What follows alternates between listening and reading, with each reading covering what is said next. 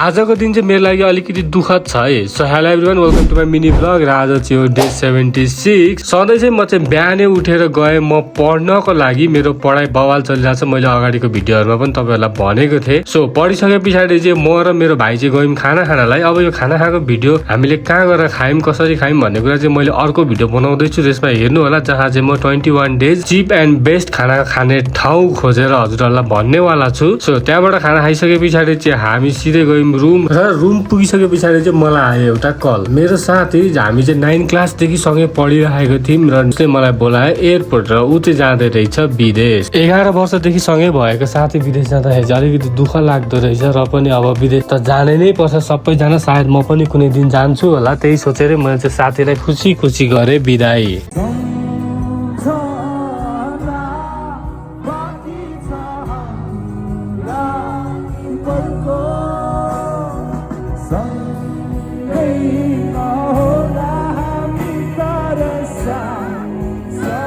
सधैँभरको